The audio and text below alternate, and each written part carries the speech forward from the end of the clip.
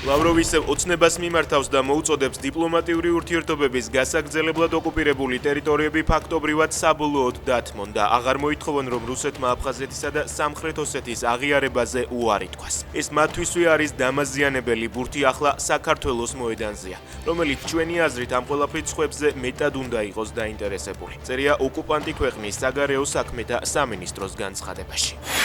არ არსებობს ფაქტი, რომელიც დაადასტურებს, რომ ჩვენ რაიმე სახის კავშირი გვაქვს რუსეთის მთავრობასთან, ამტკიცებს ყაველაშვილი. Deutsche Welle-სთან ინტერვიუში ის ირწმუნება, რომ 2024 წლის საპარლამენტო არჩევნები, რომლის ლეგიტიმაციაც ეჭვქვეშ არაერთმა საერთაშორისო თუ ადგილობრივმა სადამკვირვებლო ორგანიზაციამ დააყენა, ყველანაირი დარღვევის გარეშე ყველა სხვა არჩევნებზე უკეთ ჩატარდა. ყაველაშვილი ამტკიცებს იმასაც, რომ ოცნებას არასდროს უთქვამს უარი ევროკავშირში გაწევრიანებაზე.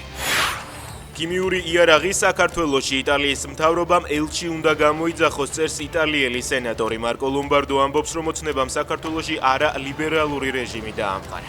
მეც რას უნდა ველოდოთ, რომ იტალიის მთავრობამ ოცნების წინააღმდეგ და ქართველი ხალხის დასაცავად პოზიცია დაიჭიროს, წერს ლომბარდო.